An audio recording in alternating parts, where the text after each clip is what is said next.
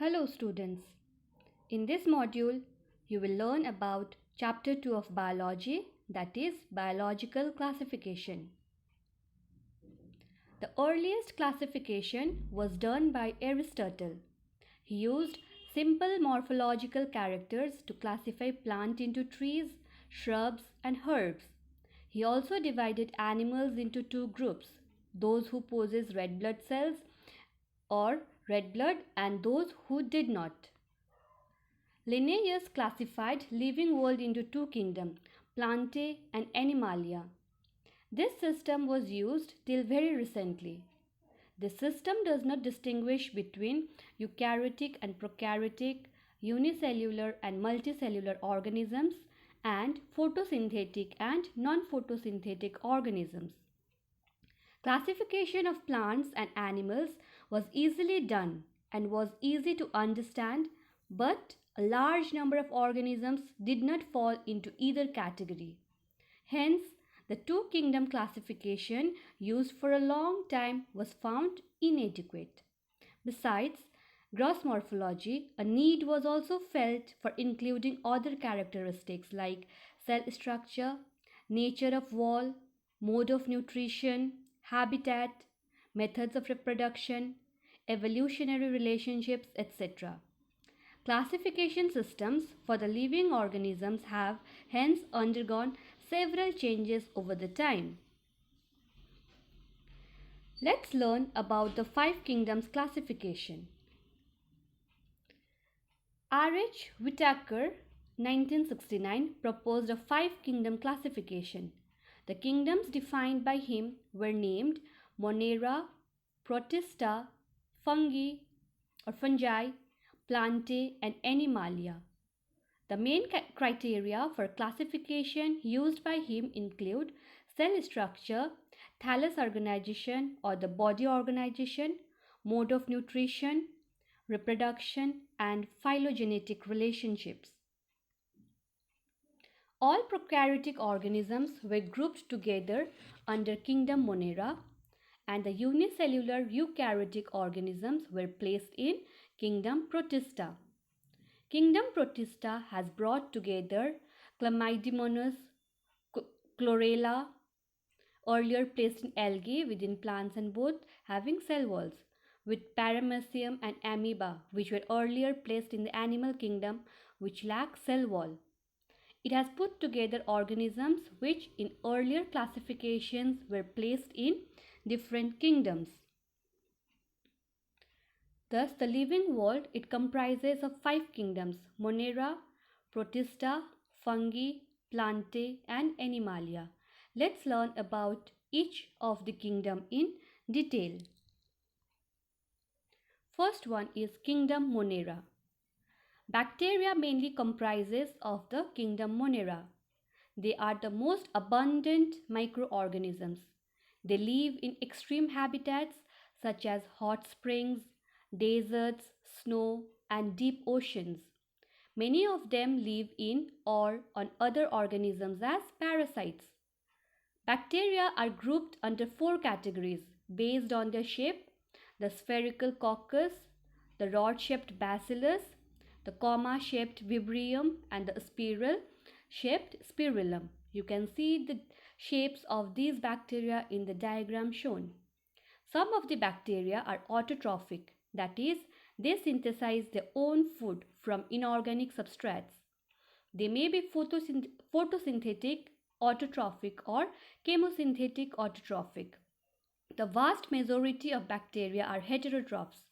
You know what heterotrophs are.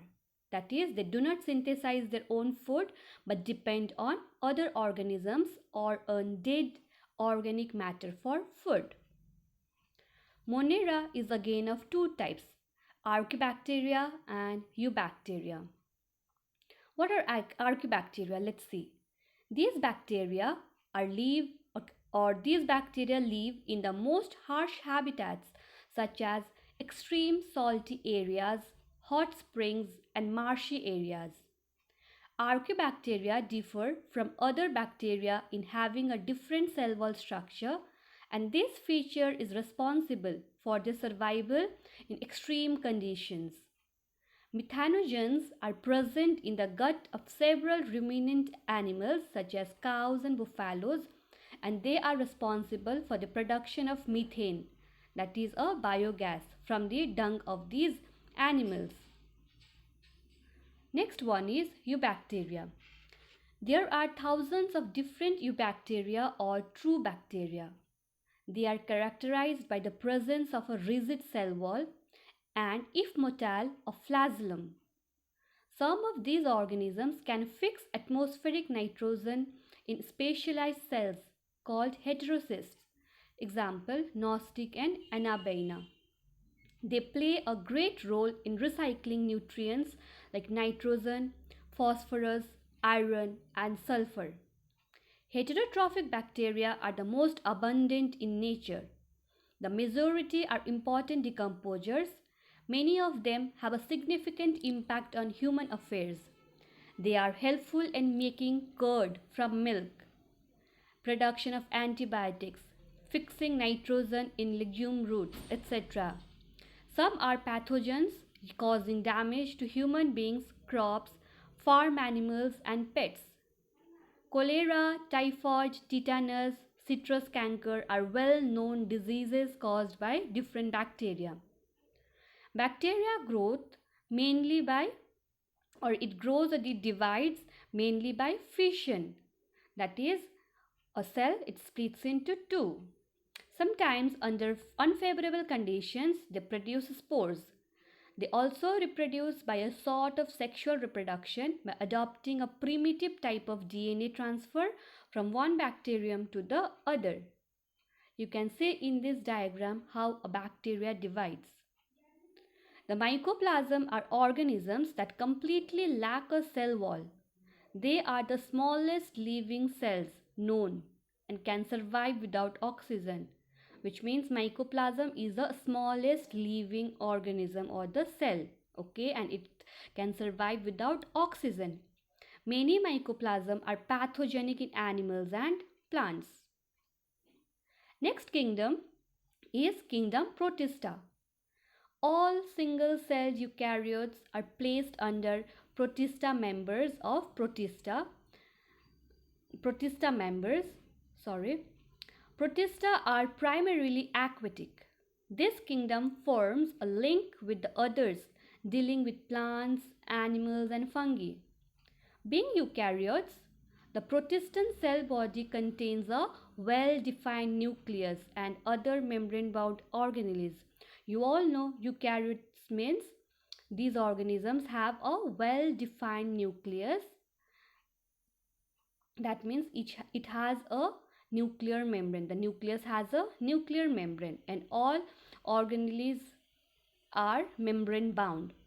Protista reproduce asexually and sexually by a process involving cell fusion and zygote formation. Protista again is of different types: Christophytes, dinoflagellates, protozoans, slime molds, and euglenoids. Crispophytes.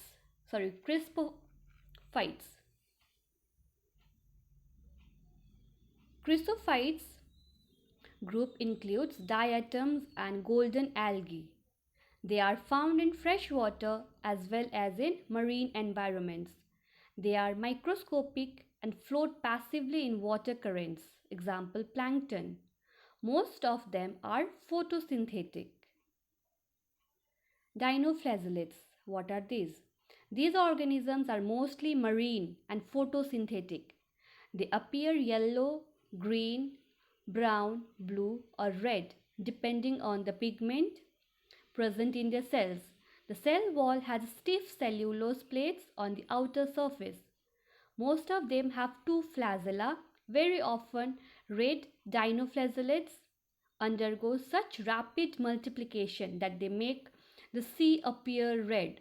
You can see in the picture also a sea is appearing red because of red dinoflagellates.